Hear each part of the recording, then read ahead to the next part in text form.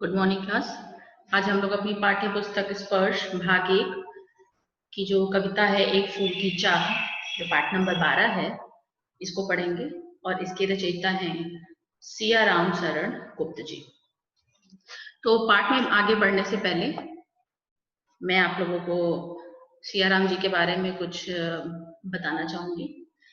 सियाराम शरण गुप्त का जन्म 4 सितंबर 1895 को सेठ रामचरण कनकने के परिवार में चिरगांव झांसी में हुआ था। राष्ट्रकवि मैथिली शरण गुप्त इनके बड़े भाई थे। इनके पिता भी कविताएं लिखा करते थे। इसी कारणवश इन्हें घर में ही कविता पाठ की शिक्षा मिली। प्रारंभिक शिक्षा पूरी करने के बाद उन्होंने घर में ही गुजराती, अंग्रेजी और उर्दू भाषा सीखी। इनकी पत्नी तथा पुत्रों का निधन असमय ही हो गया और इसी कारणवश ये दुख, वेदना और करुणा के कवि बन गए। और जैसा कि आप स्लाइड में देख सकते हैं कि इन्होंने सामाजिक कुरीतियों पर बहुत करारी चोट की है, यानी कि जो समाज में कुप्रथाएं फैली हैं उस पे इन्होंने बहुत भारी चोट की है।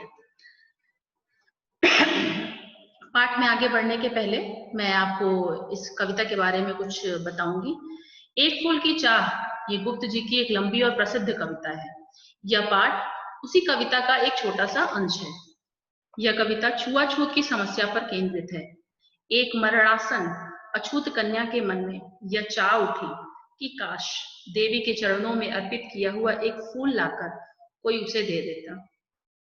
कन्या के पिता ने बेटी की मनोकामना पूरी करने का बीड़ा उठाया। वह देवी के मंदिर में जा पहुंचा। देवी की आराधना भी की, पर उसके बाद देवी के भक्तों की नजर में खटकने लगा। उसे अछूत कहकर पीटा गया। मानव मात्र को एक समान मानने की नसीहत देने वाले देवी के सवर्ण भक्तों ने उसे विवश, लाचार, आकांक्षी मगर अछूत पिता के साथ बुरा सलूक किया।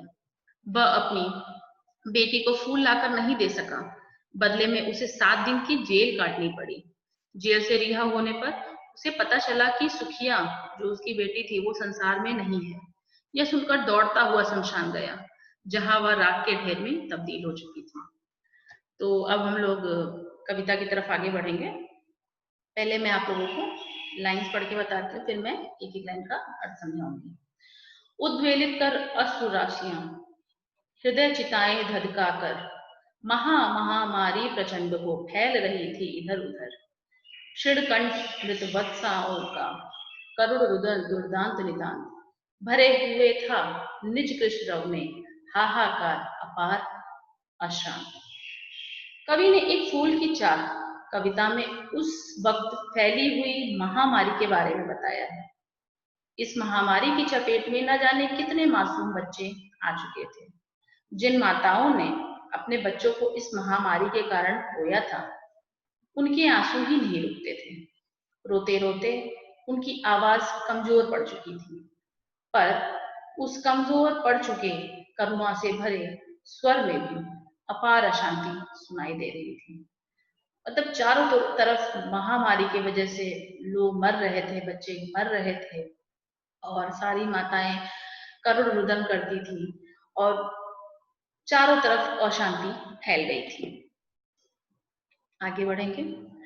बहुत रोकता था सुखिया को, न जा खेलने को बाहर, नहीं खेलना रुकता उसका, नहीं ठहरती थी वह पल भर। मेरा हृदय कांप उठता था, बाहर गई निहार उसे, यही मानता था कि बचा लूं किसी भांति इस बार उसे। अर्थात प्रस्तुत पंक्ति में एक पिता द्वारा अपने पुत्री को इस महामारी से बचाने के लिए जो प्रयास किया जा रहा है उसका वर्णन है। पिता ने अपनी पुत्री को महामारी से बचाने के लिए हर बार उसको, जब भी वो बाहर जाना चाहती थी, वो कहता था कि अभी मत जा सुखिया, बाहर मत जा, बाहर अभी जाने लायक नहीं है। जब भी पिता सुखिया को बाहर खेलते हुए देखता तो वो बहुत डर जाता था और डर से उसका हृदय कांप उठता था। वह सोचता था कि किसी भी तरह वह इस बार अपनी पुत्री को इस महामारी से बस बचा ले, उसके बाद तो कोई परेशानी ही नहीं है। दूसरा दोहा। भीतर जो डर रहा छिपाए हाय, वही बाहर आया। एक दिवस सुखिया के तन को ताप तप्त मैंने पाया, ज्वर से विह्वल हो बोली वह, क्या जानू किस डर से डर, मुझको देवी के प्रसाद का एक ही फूल दो लाकर। इन पंक्तियों पर कवि बता रहे हैं कि आखिरकार पिता को जिस बात का डर था वही हुआ। सुखिया जो बच्ची थी एक दिन बुखार से बुरी तरह से तड़प रही थी। उसका शरीर जो था आग की तरह जल रहा था। इस बुखार से विचलित होकर सुखिया ने बोला कि वह डरे मत, अपने पिता से बोला कि वह डरे मत किसी बात से, कुछ नहीं होगा। और उसी बुखार में तड़पते हुए उसने अपने पिता से कहा कि पिताजी मुझे देवी माँ के प्रसाद का एक फूल लाकर दे दो। मतलब उसको देवी प्रसाद का फूल चाहिए था। उसने अपने पिता से ये मांग रखी।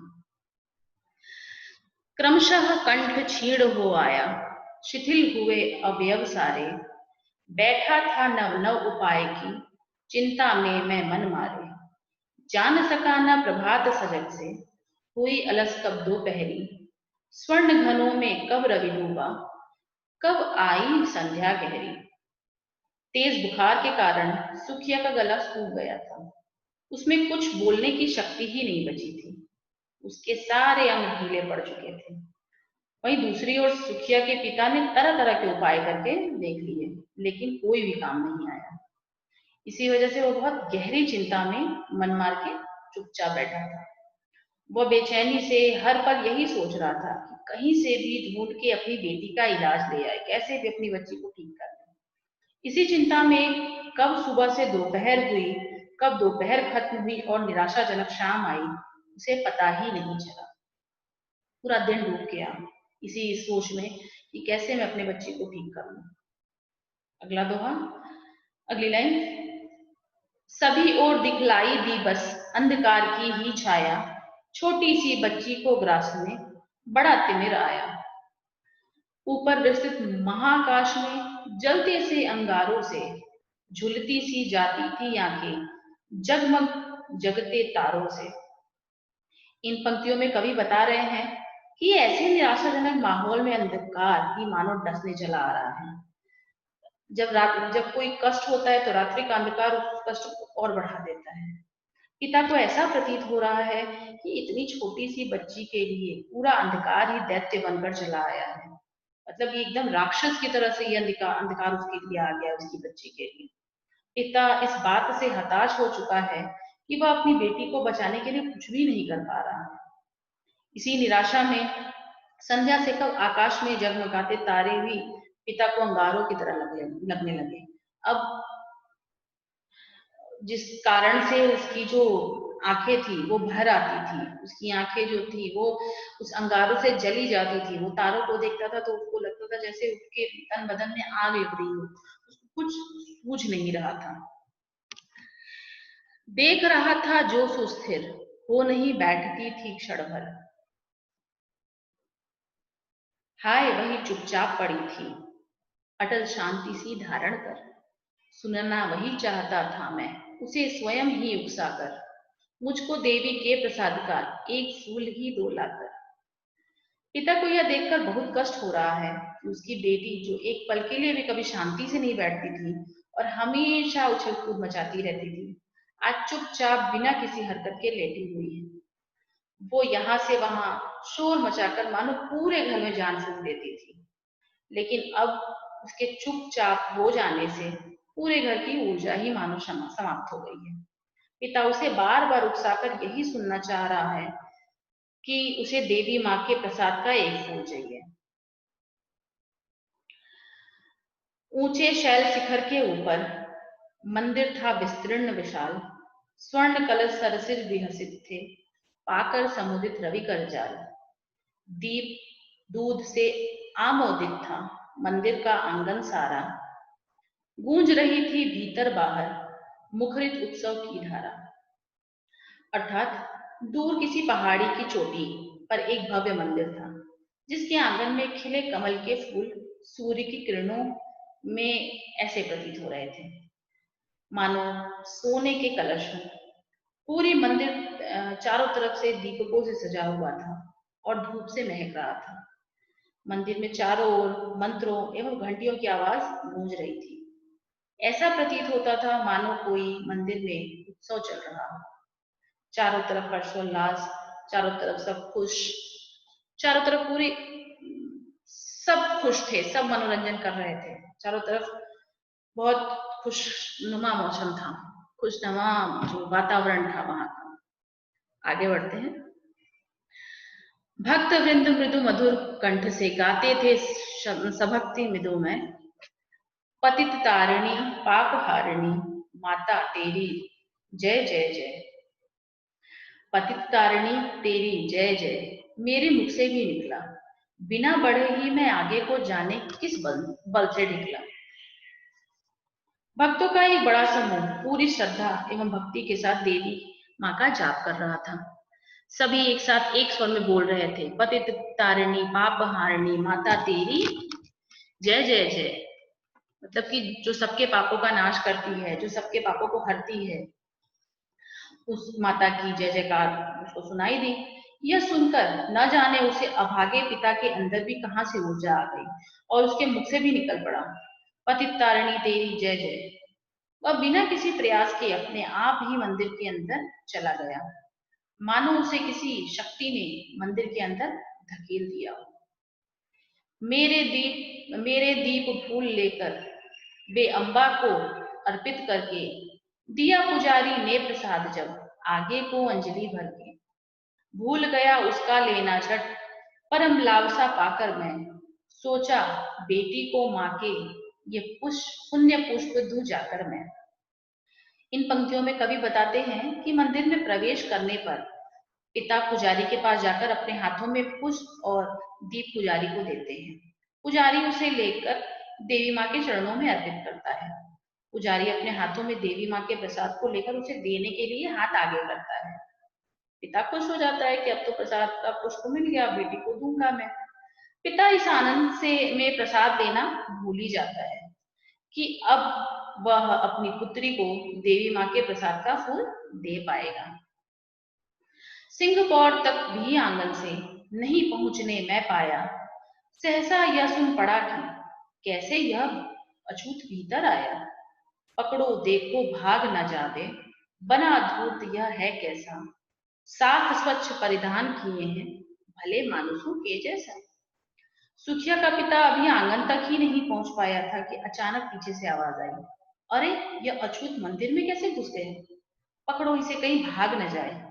किस तरह इसने मंदिर में घुसकर चालाकी की है, देखो कैसे साफ सुथरे कपड़े पहनकर हमारी नकल कर रहा है, पकड़ो इस धूर्त को कहीं भाग न जाए।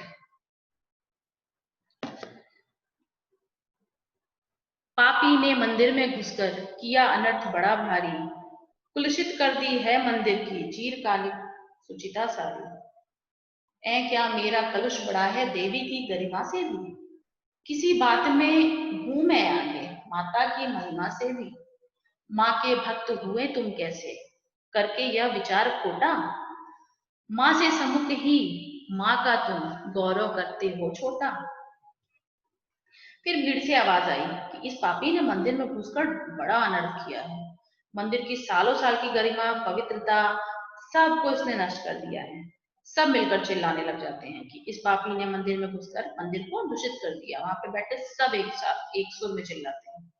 तब सुखिया का पिता यह सोचने पर विवश हो जाता है कि क्या मेरा अछूतपन देवी माँ की महिमा से भी बड़ा है, क्या मेरे इस अछूतपन में देवी माँ से भी ज्यादा शक्ति है, जिसने देवी माँ के रहते हुए भी इस पूरे मंदिर को अशुद्ध कर दिया, यानी कि मेरी अशुद्धता देवी माँ से कहीं ज्यादा ऊपर है। कुछ न सुना भक्तों ने झट से मुझे घेर कर पकड़ लिया, मार मार कर मुक्के घूसे दम से नीचे गिरा दिया। मेरे हाथों से प्रसाद भी बिखर गया। हाँ सबका सब। हाय अभागी बेटी तुझ तक कैसे पहुंच सके यह अब। न्यायालय ले गए मुझे वे 7 दिवस का दंड विधान, मुझको हुआ था मुझसे देवी का महान अपमान। सुखिया के पिता ने भीड़ से कहा कि तुम माँ के कैसे भक्त हो, जो खुद माँ के गौरव को मेरी तुलना से छोटा कर दे रहे हो। अरे माँ के सामने तो छूत अछूत सभी एक समान है। परंतु सुखिया के पिता की इन बातों को किसी ने भी नहीं सुना और भीड़ ने उसे पकड़कर खूब मारा, फिर मारते हुए उसे जमीन पर गिरा दिया। भीड़ के इस तरह से सुखिया के पिता को पकड़ कर मारने के कारण उसके हाथों से प्रसाद भी गिर गया, जो उसके हाथों में था, जिसमें देवी माँ के चरणों में चढ़ा हुआ फूल भी था। सुखिया के पिता मार खाते हुए, दर्द सहते हुए भी यही सोच रहे थे कि अब ये देवी माँ के प्रसाद का फूल उसकी बेटी सुखिया तक कैसे पहुंचेगा। भीड़ उसे पकड़कर न्यायालय ले गई, जहां पर उसे देवी माँ के अपमान जैसे भीषण अपराध के लिए 7 दिन कारावास का दंड दिया गया। अगली स्लाइड है। मैंने स्वीकृत किया दंड, वह शीश झुकाकर चुप ही रहे। उस असीम अभियोग दोष का क्या उत्तर देता, क्या कहे। 7 रोज ही रहा जेल में, या कि वहां सदियां बीती, अविश्रांत वर्षा करके भी आंखें तनिक नहीं रीती। सुखिया के पिता ने चुपचाप दंड को स्वीकार कर लिया। उसके पास कहने के लिए कुछ भी नहीं था। उसे पूरे 7 दिन जेल में बिताने पड़े। तो उसे 7 सदियों के जो उसका कारावास का जो टाइम था, वो उसको 7 सदियों के समान प्रतीत हो रहा था। पुत्री के वियोग में सदैव बहते आंसू भी रुक नहीं पा रहे थे। वह हर पल अपनी प्यारी पुत्री को याद करके रोता रहता था। उसको वो जेल वाले दिन बहुत पहाड़ प्रतीत हो रहे थे, क्योंकि उसको अपने बच्चे की याद आ रही थी। दंड भोग कर जब मैं छूटा, पैर न उठते थे घर को, पीछे ठेल रहा था कोई, भय जर्जर तनु पंजर को। पहले किसी लेने मुझको, नहीं दौड़कर आई वह, उलझी हुई खेल में ही हाँ, अब की दीन दिखाई वह। अर्थात जेल से छूटकर वह भय के कारण घर नहीं जा पा रहा था। ऐसा प्रतीत हो रहा था कि उसके शरीर के अस्थि पंजर को मानो कोई उसके घर की ओर धकेल रहा हो, वो जाना नहीं चाह रहा था। जब वह घर पहुंचा तो पहले की तरह उसकी बेटी दौड़कर उसे लेने नहीं आई, और न ही वह खेलती हुई बाहर भी कहीं दिखाई दी। अगला लाइन है। उसे देखने मरगट को ही गया दौड़ता हुआ वहां, मेरे परिचित बंधु प्रथम ही फूक चुके थे उसे जहां। बुझी पड़ी थी चिता वहां पर, छाती धधक उठी मेरी, हाय फूल सी कोमल बच्ची, हुई राख की थी ढेरी।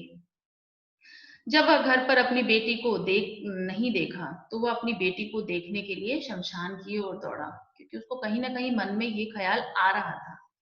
परंतु जब वह शमशान पहुंचता, उसके पहले ही उसके परिचित बंधु आदि सभी संबंधियों ने उसकी पुत्री का अंतिम संस्कार कर दिया था। अब तो उसकी चिता भी बुझ चुकी थी। यह देखकर सुखिया के पिता की छाती एकदम धधक उठी। वो बिल्कुल आग लग गई उसकी छाती में। उसकी फूलों की तरह, फूलों सी उसकी कोमल सी बच्ची आज अब वो राख का ढेर बन चुकी थी, यानी कि बच्चे की मृत्यु हो चुकी थी। अंतिम बार गोद में बेटी, तुझको ले न सका मैं, हाँ, एक फूल माँ का प्रसाद भी तुझको दे न सका मैं, हाँ। अंत में सुखिया के पिता मन में बस यही मलाल, उनके मन में बस यही एक मलाल बचता है शेष, कि वह अपनी पुत्री को अंतिम बार गोद में ले भी नहीं पाए, उसको प्यार कर भी नहीं पाए। वह इतना भागा है कि अपनी बेटी की अंतिम इच्छा के रूप में जो उसने माँ का प्रसाद फूल मांगा था, माँ के प्रसाद का एक फूल भी उसे लाकर नहीं दे पाया। वो अपने आप को बहुत अभागा समझ रहा था। तो जैसा कि अभी हमने ये सारी लाइंस पढ़ी, इसमें एक अछूत जो इंसान होता है, उसको ये समाज कितना बड़ा उसको अपराधी समझता है। उसको भगवान के द्वार पे जहाँ सभी समान है, वहां तक उसको जाने नहीं दिया जाता। तो ये जो है, ये कहीं ना कहीं मानवता के प्रति, मानवता के ऊपर एक अपराध है, जो अपराध हमको या किसी को भी बिल्कुल नहीं करना चाहिए। धन्यवाद।